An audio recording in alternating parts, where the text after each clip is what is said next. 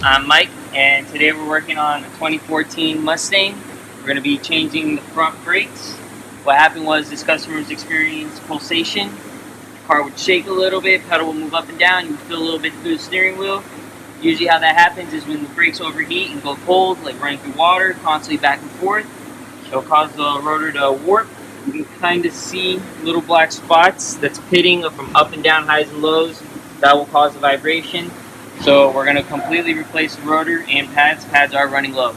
Alright, so first step, we're going to take off the slider pins. Just easily take off these two bolts. They're the smaller ones.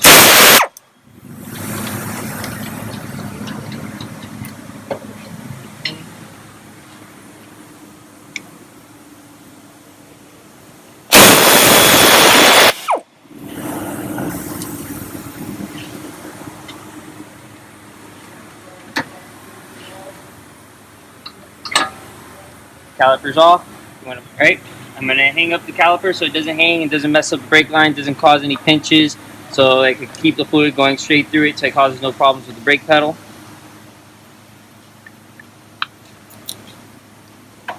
Going to hang it right here off the spring on the shock. Alright, next we're going to take off the caliper bracket. There are two 15s in the back.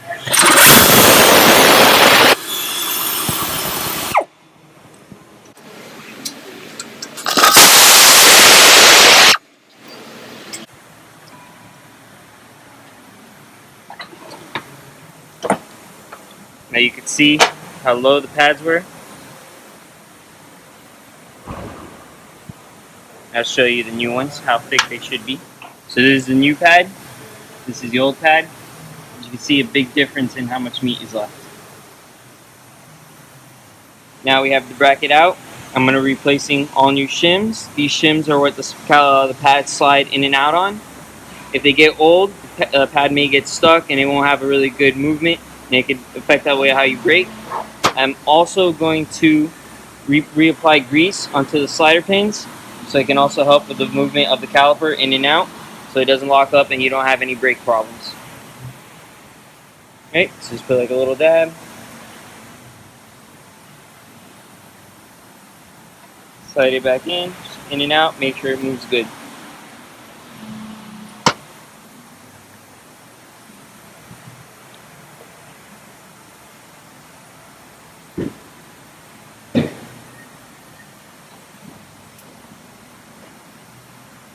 Alright, now we're going to be changing the shims. Make sure you put the right ones on. If you have little notches, you can easily get them mistaken, put in the wrong spot, and then it's going to cause issues, squealing, wrong movement of the pad. So, alright, here we go.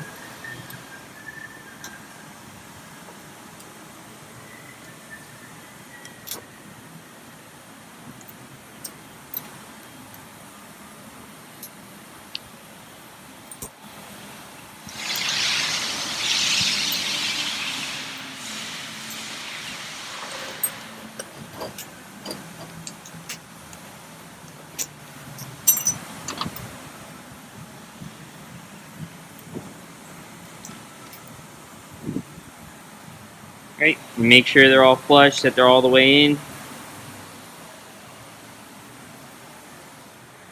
Alright, next we're going to be taking off the rotor.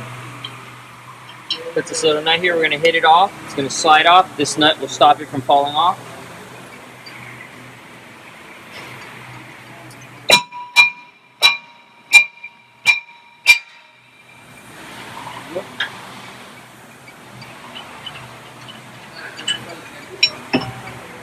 You can just dispose of this one.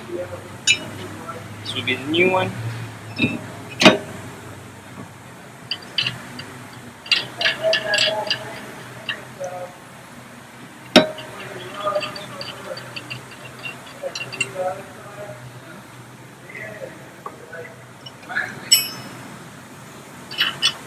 Now this will hold the rotor in place, so it'll be easier to put the bracket on.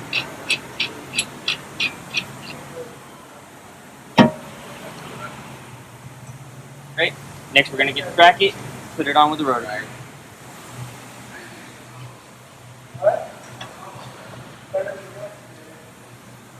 Put this, make sure you line up the two holes in the back. You're going to put back your two 15s.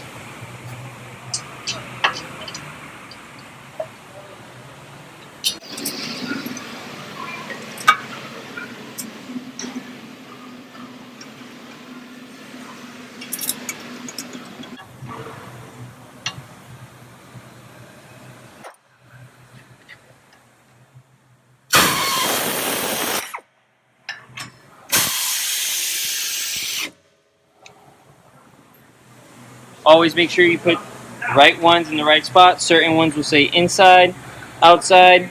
With these, you'll see a little tab right here. The little tab is the one that goes on the inside.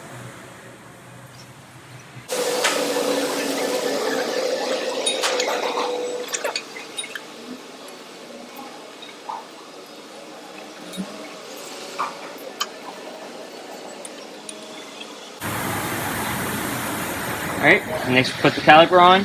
But before we do that, we have to compress the caliper. This is my personal favorite tool to use. Just ratchet and it'll expand. And it'll press the caliper back in.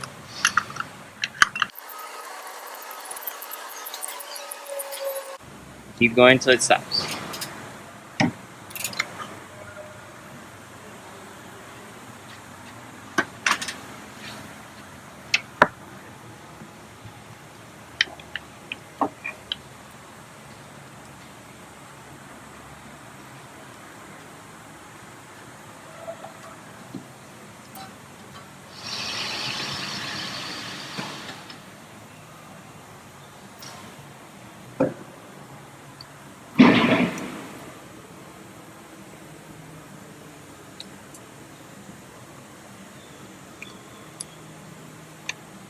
Right, you want to try to get the flat spot so it can slide on the caliper. If you get that round spot, it's not going to slide in. Flat spot, slide in. You're going to get the bolts, the slider bolts. Little two 12mm. You're going to put them back in.